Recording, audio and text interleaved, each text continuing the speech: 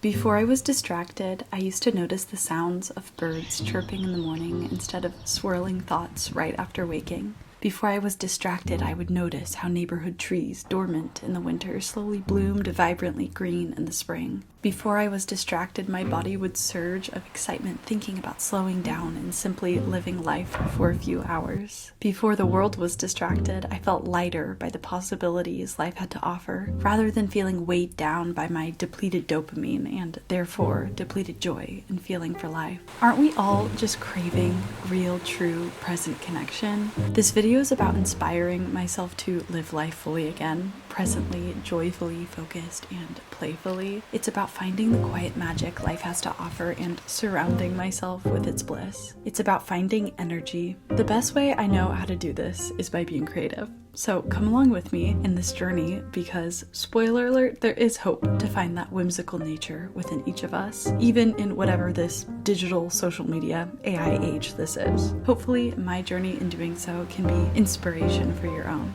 Let's restore our energy and creativity together. I finished my first crochet coaster. Actually, no, just coaster in general. I don't think I've made coasters before. I feel like most people watching this aren't going to be very impressed with a coaster, and I understand that, but what this coaster symbolizes to me is trying to dedicate myself to a hobby. I was journaling like 2 days ago and decided, okay, you know what? I'm going to commit myself to a hobby just for this week.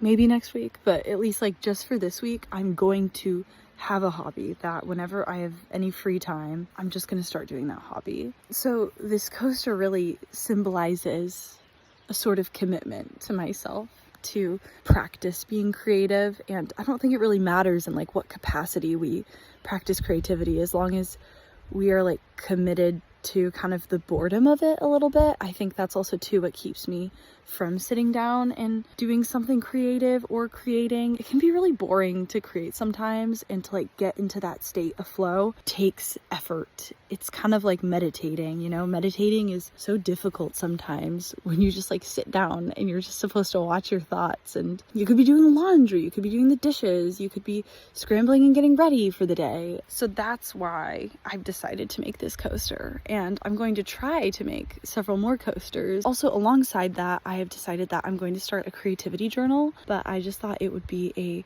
fun way to immerse myself into my creative practice a little bit more. And also too, I just love journaling, so I'm trying to make more boring creations like crocheting more fun for myself. I don't know if that takes away from the whole like commitment to a creative practice, because that's just what works for me and it's what makes me excited.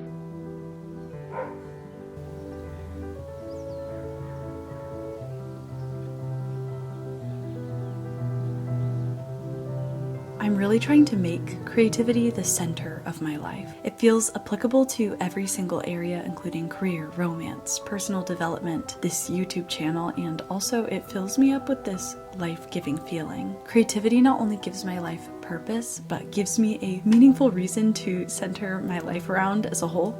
One thing I've been learning from this challenge is that creativity and refocusing our energy from these dopamine-draining distractions takes serious effort. It's weird because once we feel good after putting the effort in, life seems more effortless, but at the same time, we need to put in continuous effort to keep that momentum going. And it's even harder when we don't have that momentum in the first place and are starting from square one. At the start of this challenge, crocheting felt boring and even a little tedious. It was not only difficult, but also discouraging, because spending hours doing these creative and also, yes, boring activities used to feel a lot more enlivening and easy to do, at least for me. I'm realizing that it's going to take some considerable effort returning to my creative practice and taking care of my mind and body as a whole in order to get back to that place where doing healthy things for myself, like focusing on a project or spending time just being, becomes more effortless. And this extends outwards to the rest of my life as well, because everything we do truly is connected. Some other tools I've been using to regain my creative energy and presence include meditation, hot yoga, or other work workouts, and of course keeping a journal to keep track of how I'm responding to the world around me. No matter who we are, I think it's important to have consistent habits that force us to slow down and consider the way we are approaching the world, the people around us, and how that may be affecting our inner worlds and life quality. This leads me to discuss creativity in the more mundane sense. I've been questioning how I can simply change my perspective to change my life. For example, noticing the feeling of sun on my skin, or the sound of shoppers focused on getting their weekly groceries at the farmer's market. The smell of citrus walking past the booth that sells tender blood oranges, mixed with the scent of earthy celery from next door. Imagining the meals you will prepare for that week based on whatever is in season. Now, the farmer's market might be easier to romanticize than a Food for Less Costco or Trader Joe's on a Sunday afternoon if we are talking grocery shopping here, but the principle still applies. Slowly but surely, sitting down to crochet became a more and more enjoyable experience. It also became an experience for me to be proud of because I began to see results from my commitment, not only in the form of completed coasters that I think will be a very fun touch in my future apartment that I'm still looking for, but because I began reaping the benefits everywhere else.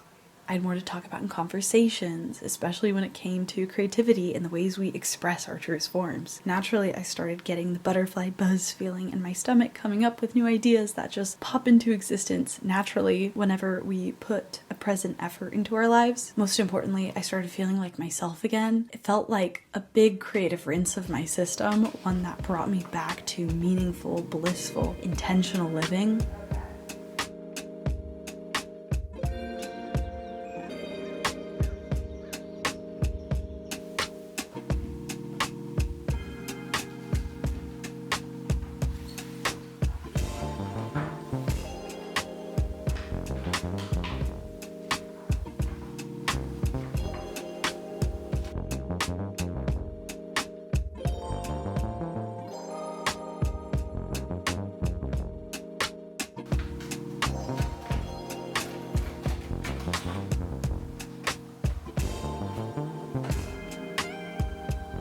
Good morning. I am currently at my Nana's house. If you ever see me seemingly filming at like two different houses, it's because my Nana lives in the same town that my parents do, and I'm currently living at home, so I kind of like to go back and forth, especially whenever I'm doing like creative projects or even if I'm just like working from home or something. My Nana's house is just so vibey because she's so vibey. Anyways, I have work a little bit later this morning, but I decided to wake up before the sun this morning. It's a Monday, and I thought it would be fun to start on this week's project, which is an action board. Basically like the same idea as a vision board, but Dr. Tara Swart, which I talked about I think in the last video I did. I've kind of been going through this book and like doing the different exercises that she gives. She calls a vision board an action board. I just spent the past like hour going through all of these magazines. I feel like I don't really talk a lot about like my life outside of whatever I show on this channel. Just for some context, I graduated in December and I've moved back to SoCal. I'm planning on moving even further south in the next couple of months. I'm starting a full-time job in May, which I am both very nervous and excited for. While I've been living at home though, I've been working a part-time job. So I do have a little bit more time during this era of my life to do things like travel and work on these creative projects, and kind of integrating this travel and creativity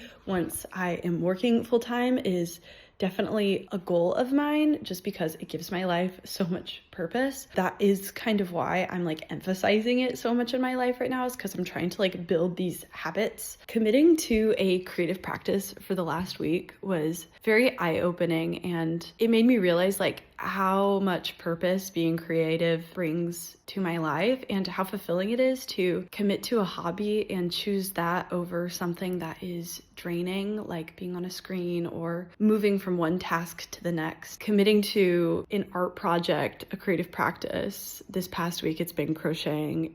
It's just really allowed me to slow down and kind of get more into the flow of being creative and actually complete something. And that is really satisfying. So that's why I'm starting a new project this week. I could honestly kind of see these like weekly projects becoming a sort of series on creativity. So if you've watched this far in the video, if that sounds like something that would be of interest to you, please let me know in the comments. I think there's a lot for me to learn by kind of pushing my creative boundaries and having these goals for myself on a weekly basis. So this is something that I want to try to keep on doing. I feel very grateful for this pause that I have. I'm hoping that my videos can maybe bring a little bit of bliss and wonder and whimsy into anyone's life watching this, because I know that creative practices like this definitely bring so much whimsy into my life. Even just putting in the extra effort and like waking up before the sun this morning, putting in the effort to create the time to build and manifest whimsy within our lives is